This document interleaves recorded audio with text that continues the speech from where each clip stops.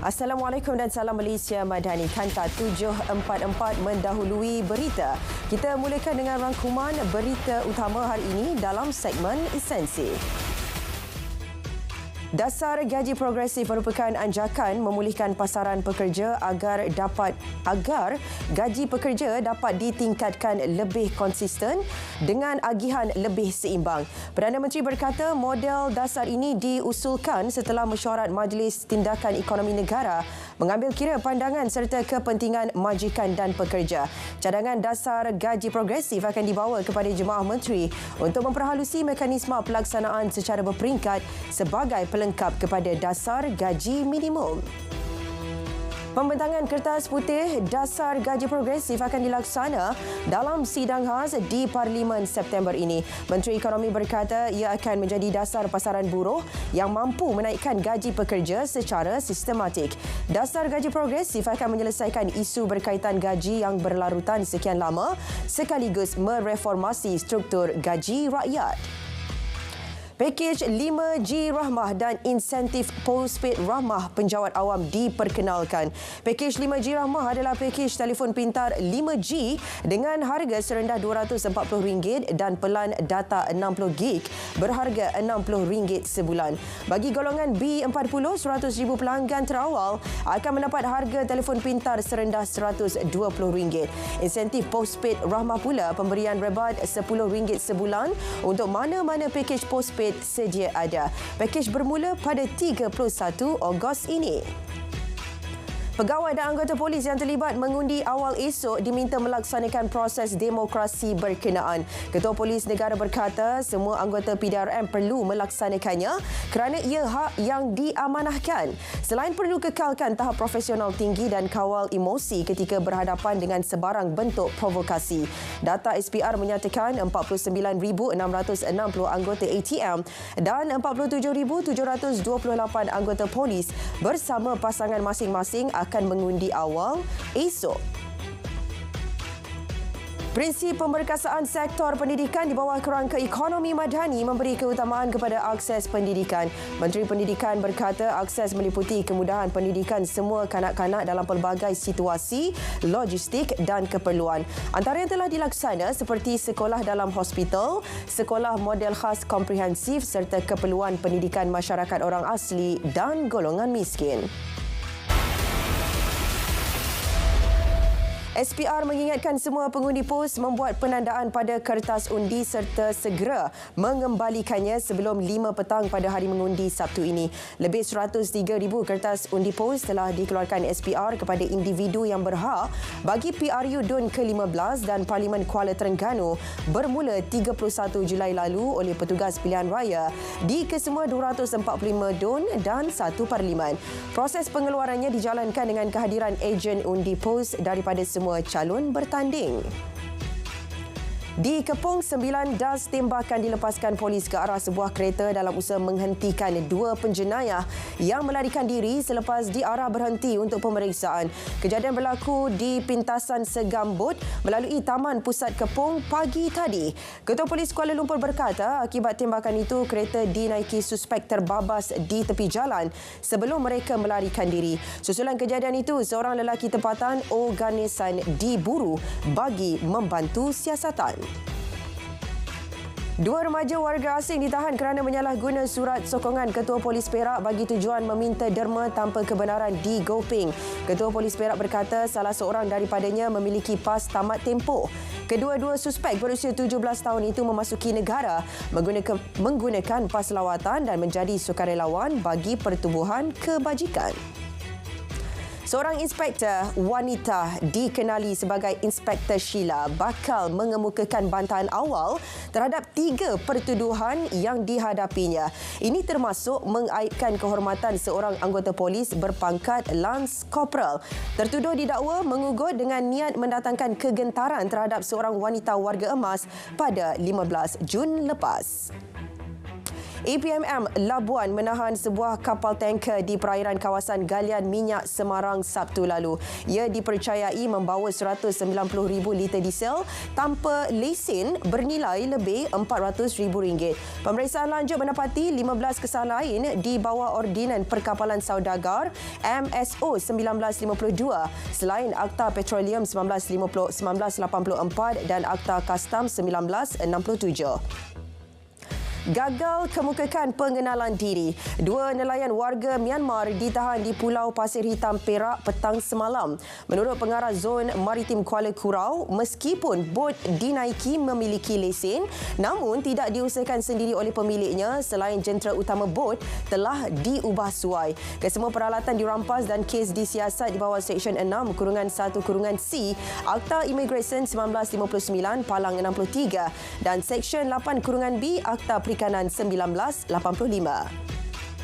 280 notis pengkompaunan dikeluarkan oleh Perkeso Negeri Kedah dalam tempoh sebulan menerusi Ops Kesan. Ia melibatkan nilai RM213,000 dengan jumlah kompaun yang dikeluarkan bermula RM500 hingga RM4,000. Sebanyak 1,025 premis diperiksa meliputi pematuhan pendaftaran perusahaan dan pendaftaran pekerja di bawah Akta Keselamatan Pekerja Sosial 1969 dan Akta Sistem Insurans Pekerjaan 2017. Jabatan Tenaga Kerja Semenanjung Malaysia mengeluarkan 30,093 sijil perakuan kepada majikan yang menyediakan penginapan mematuhi peruntukan dan standard minimum di bawah Akta 446. Melalui operasi penguatkuasaan sejak 2020, sebanyak 1,621 kertas siasatan telah dibuka membabitkan pelbagai kesalahan. Jumlah denda dikenakan pula mencecah RM1,395,000 dan nilai kompaun RM878,900. Lebih 150 mangsa penipuan pelaburan beberapa buah syarikat menyerahkan penyataan tambahan PDRM. Ini bagi membolehkan siasatan dilakukan terhadap syarikat disyaki pecah amanah dan menipu wang pelaburan. Penyataan tambahan dikemukakan mengikut Seksyen 112 Kanun Tata Cara Jenayah.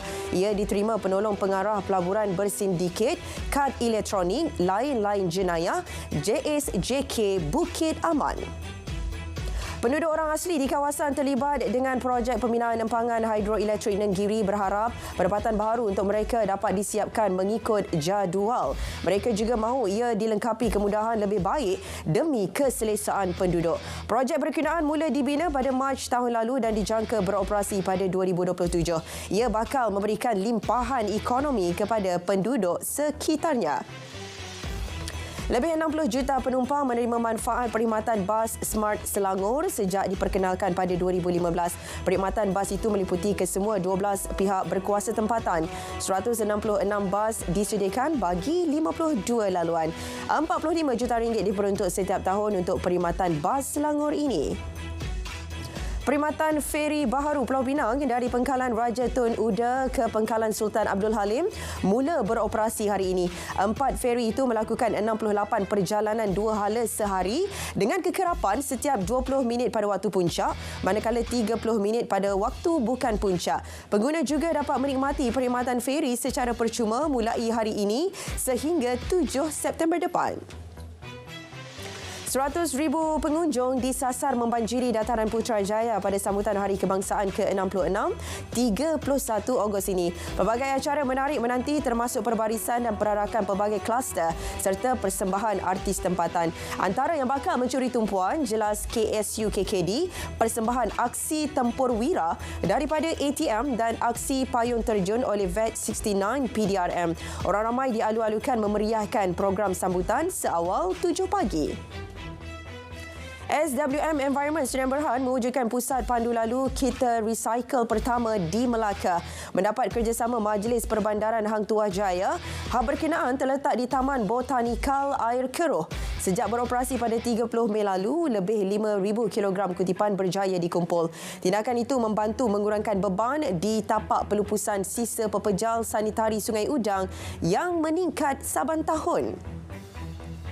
Melaka sasar 40 buah penginapan pekerja berpusat CLQ dibina menjelang tahun 2025. Ini bagi menjamin hak para pekerja mendapatkan perlindungan serta penginapan yang sewajarnya. Esko Negeri berkata setakat ini hanya 13 CLQ telah dibina yang menampung 22,765 pekerja.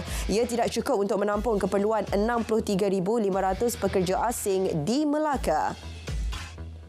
LHDN Sabah menjalankan program lawatan konsultasi hasil dan lawatan zon ekonomi peringkat negeri Sabah di 5 daerah. Aktiviti kesedaran, pendidikan dan perkhidmatan itu bermula hari ini sehingga 12 Ogos di Kota Kinabalu, Keningau, Tawau, Sandakan dan Kudat. Ia bertujuan membantu pembayar cukai menyelesaikan masalah berkaitan cukai yang dihadapi. Program Perlis Bebas Niaga yang dilaksana sejak Januari 2021 diteruskan. Ia bagi memberi peluang kepada peniaga mewujudkan gerai-gerai jualan secara kecil-kecilan di seluruh Perlis. Menteri Besarnya berkata, usaha menggalakkan rakyat berniaga juga bagi menjayakan Tahun Melawat Perlis 2024-2025 melalui konsep pelancongan berasaskan komuniti. Libat Urus Belanjawan 2024 yang berlangsung sejak beberapa minggu lalu memfokuskan usaha memperkasa ekonomi negara dan kesejahteraan rakyat. Menurut Timbalan Menteri Kewangan, ia lebih bersifat inklusif dengan penglibatan pihak kementerian, sektor awam dan swasta serta badan bukan kerajaan selain agensi berkaitan. Konsep ekonomi madani juga diperincikan dan akan dirangkumkan dalam belanjawan kali ini. Pelaburan tambahan 5 bilion euro oleh syarikat semikonduktor Infineon Technologies Infineon baru-baru ini dibuat selepas yakin dengan keutuhan kerajaan perpaduan. Sebelum itu, menurut Perdana Menteri, syarikat berkenaan mengambil sikap berhati-hati sebelum menyatakan komitmen. Infineon meningkatkan kemudahannya di Kulim Kedah bagi membina loji fabrikasi kuasa silikon karbida terbesar dunia.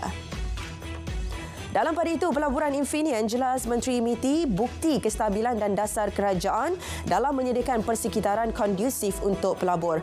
Pada suku pertama tahun ini, pelaburan diluluskan negara sebanyak 71.4 bilion ringgit, naik 60% berbanding suku pertama tahun lepas. Petunjuk sosioekonomi utama negeri bertambah baik tahun lalu dirangsang peningkatan 248.1% dalam perbelanjaan pelancongan domestik mencecah nilai 64.1 bilion ringgit. Jelas Ketua Perangkawan, jumlah pengunjung domestik meningkat kepada 171.6 juta. Pembukaan semua sempadan antarabangsa dan peralihan ke fasa endemik memberi momentum positif kepada sosioekonomi. Ia menyaksikan KDNK melonjak 8.7% tahun lalu. Lebih ramai golongan belia di Pelawak meneroka peluang dalam industri pasaran modal sebagai pelabur atau remiza. Pengerusi Suruhanjaya Security berkata, setakat ini terdapat hanya 7% pelabur berusia bawah 45 tahun, manakala remiza dipelopori mereka yang berusia lebih 50 tahun.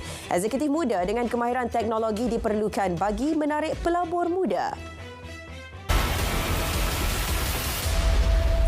15 terbunuh manakala 40 lagi cedera apabila kereta api penumpang tergelincir di selatan wilayah Sindh, Pakistan.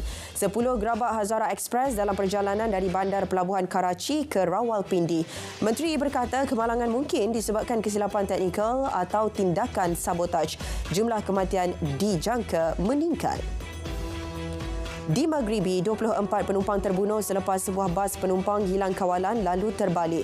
Bas dilapor dalam perjalanan ke pasar mingguan sebelum terbalik ketika melalui selekoh di wilayah Tengah Azilal. Siasatan sedang dijalankan bagi mengetahui punca nahas. Lebih 600 orang dipindahkan dari Pulau Sardinia di lautan Mediterranean akibat kebakaran hutan yang melanda bahagian timur laut dan selatan pulau. Antara yang dipindahkan pelancong yang bercuti di Pulau Terbabit.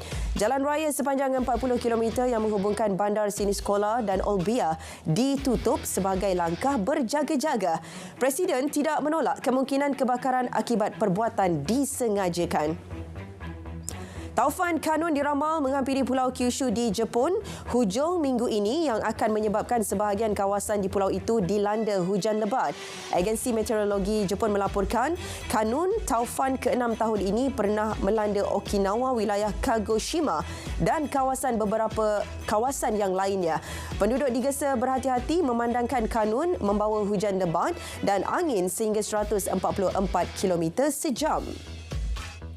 Susulan cuaca panas melampau di Semenanjung Korea Selatan. Kementerian Luar Negeri melalui Kedutaan Besar Malaysia di Seoul mengesahkan kesemua 499 ahli kontingen Malaysia menyertai 25th World Scout Jamboree berada dalam keadaan selamat. Menurut laporan awal, 4 orang daripada kontingen itu mengalami masalah kesihatan namun telah mendapat rawatan.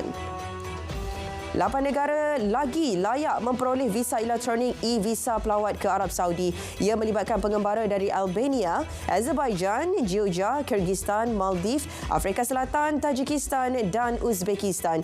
E-visa itu untuk tujuan percutian, perniagaan dan umrah sahaja. Ini menjadikan 57 negara layak mendapat kemudahan itu.